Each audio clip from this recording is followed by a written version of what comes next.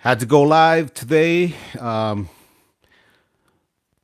So San Francisco 49ers, I just have to give a big what's up to Fred Warner. I got I remember when you signed this for my boys back when you were playing at BYU. Now you're all pro. You're a pro bowler. You're like the best linebacker in the league. Also, you got my boy Talanoa Hufanga.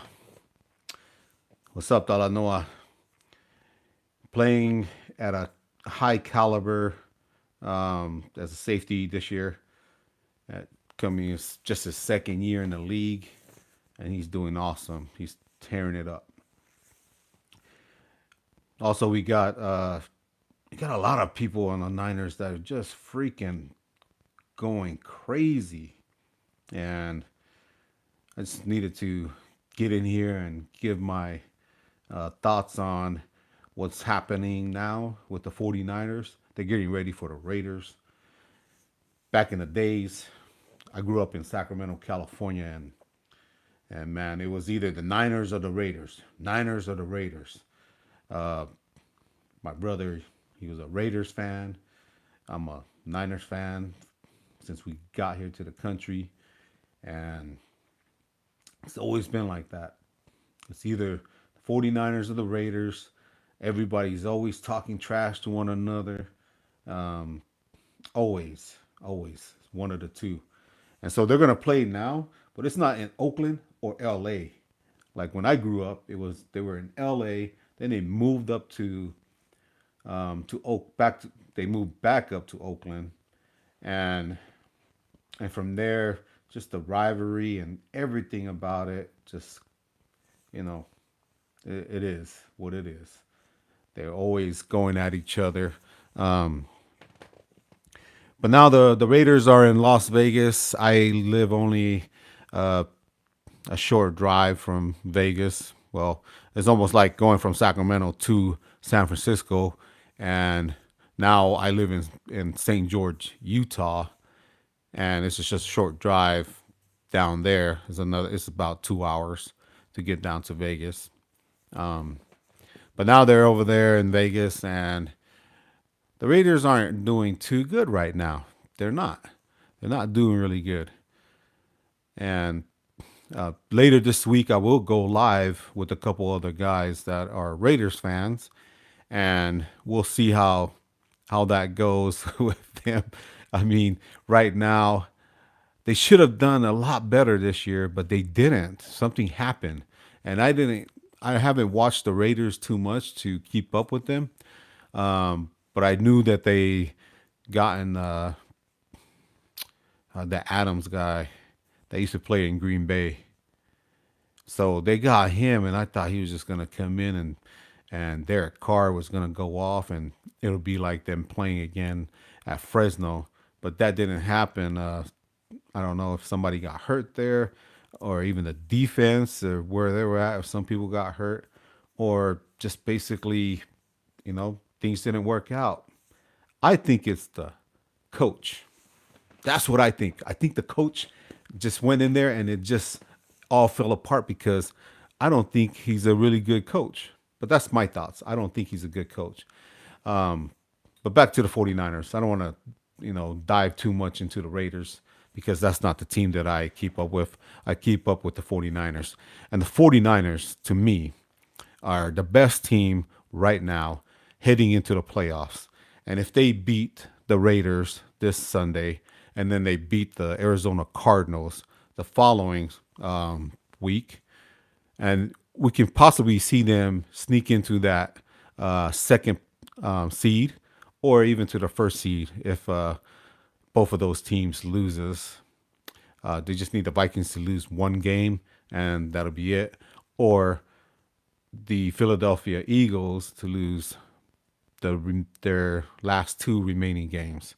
And just so you guys know that the 49ers are on their third quarterback. Their third quarterback. They should be looking towards next year. looking at the prospects coming out of college. But that's not the case.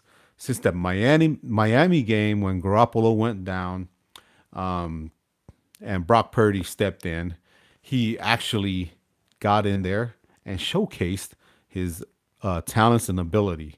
And everybody that passed him in the draft, they passed him because of the prototypical player.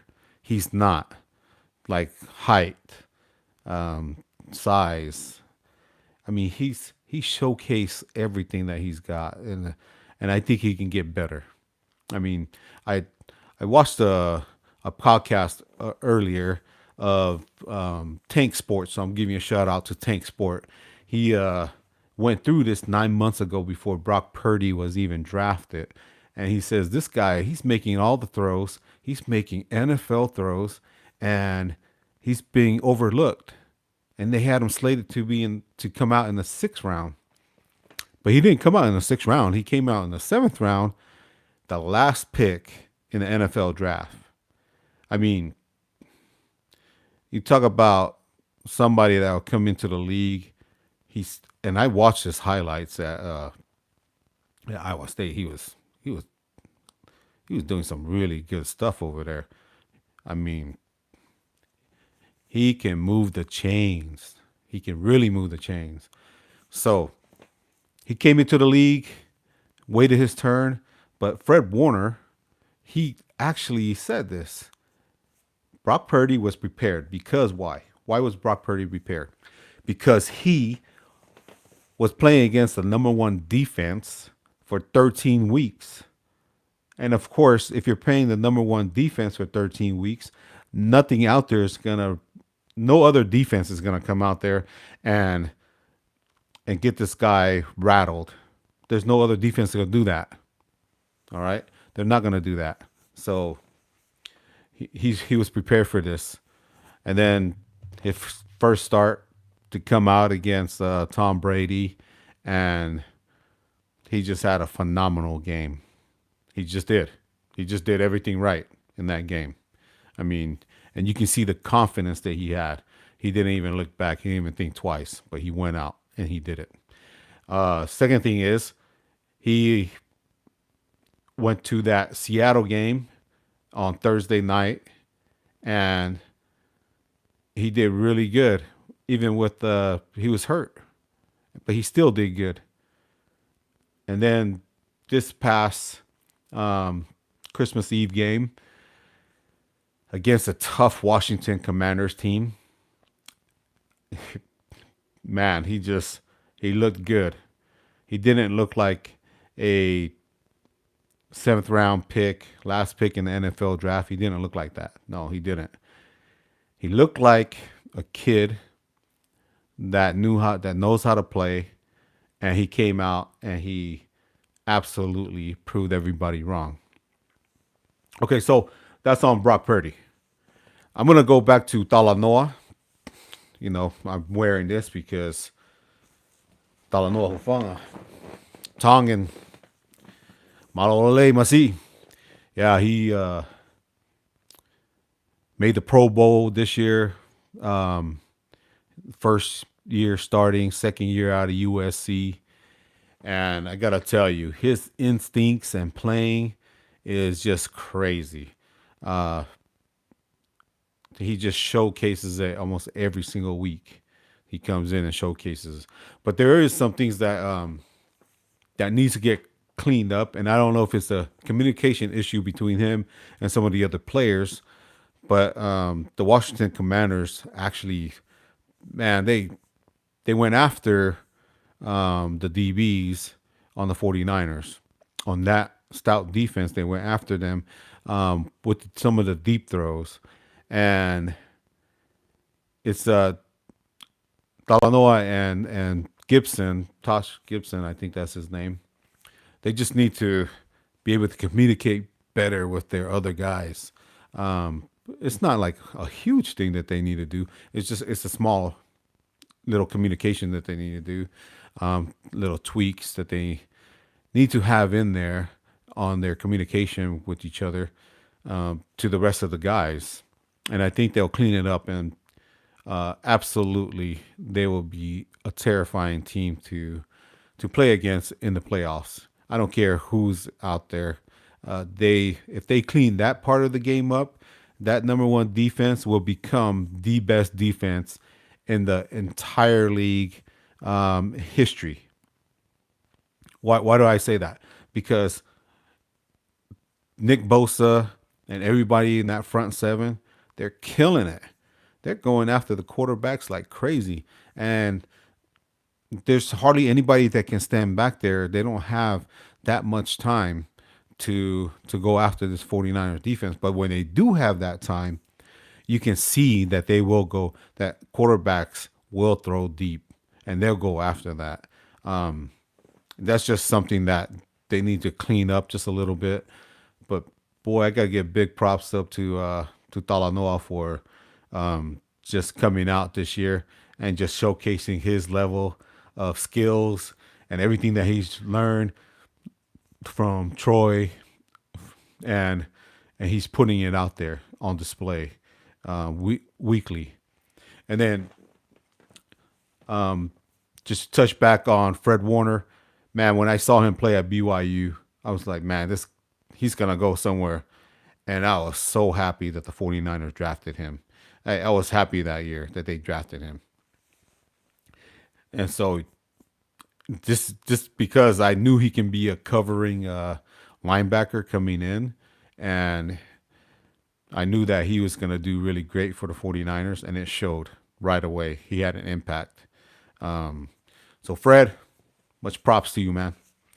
The other guy I want to talk about is on the defensive side also, Nick Bosa. Man, this guy get held all the time. They're holding him. They're doing everything they can possibly do to try to keep him from getting to the quarterback. And the guy's a beast. He's just a beast. His brother plays for the Chargers, and his brother's good too. But man, Nick is on a whole nother level this year. He just is. And I think if he never gotten hurt a couple of years ago, I think this guy would have been last year, which they dissed on him last year. He should have been the comeback player of the year. I don't know what the heck these people are thinking about and not giving that to him, that award. And also, the guy's just a monster. And I mean, he lines up on each side. It doesn't matter. He's going to get there. But I think it helps to have Eric Armstead. That guy, hey, South Sacramento. That's a South Sacramento boy. He's doing really good, tearing it up. When he's in the game, he makes a big impact because it makes it easier for Nick Bosa to get in through there, the linebackers to get through, and then now they got Kinlaw. He's back, and I think it's gonna be really harder for teams to not only run the ball, which they're having a hard time against this defense, but boy, those quarterbacks is not gonna have a whole lot of time to stand in the pocket and make the throws. They're not gonna have that time. They won't. There's just no way that they can do that. And we have a deep. The 49ers are so deep. They go on different levels, and if one guy gets hurt, the next guy steps up. It reminds me, and I don't want to really say this, and it reminds me of when Pete Carroll used to say this about a player going down for the Seahawks. Next man up. Richard Sherman said that when he came over, and boy, I couldn't stand Sherman when he was with the Seahawks. He was talking so much trash, and I remember, man, that's how we grew up. Everybody talks trash. Everybody talks trash. If you don't talk trash, nobody's gonna respect you on the football field, the basketball field, or even on the rugby field. I mean, we didn't talk too much trash on the rugby field because it was like everybody was just hitting. Yeah, that's how it was on the rugby field. But football, everybody was getting down, talking trash to one another. I mean, it's all good and everything during the game, but after the game, yeah, we didn't take it to some of the levels that some people go through right now. But, you know, the 49ers have a really good coaching staff and they're doing their job. They're getting these people, they're getting these players and bringing out the best in all of them. Um, let's see. So Brock Purdy, going back to the offensive side, he's able to do a lot of things that Jimmy Garoppolo just can't do. He can't do it. And man, for the last few years, I mean, when he came over in 2017, he did really good, but he just can't do it. I mean, that throw to George Kittle down the middle, Jimmy Garoppolo would never do that. He would never do that. And I don't know if it's because of that injury that he had and he's scared of that overthrow that he did in the Super Bowl that he wished that he would have gotten back. But boy, the guy, he sees it, and like my son who watches football with me, he's always saying these things. Why is he throwing it? He's looked at him. Why didn't he throw it to him? And that's how Jimmy is. Jimmy won't throw. He just won't throw to them. Even if he knows that they're wide open, you can go back and look at all the films and he doesn't throw it to them.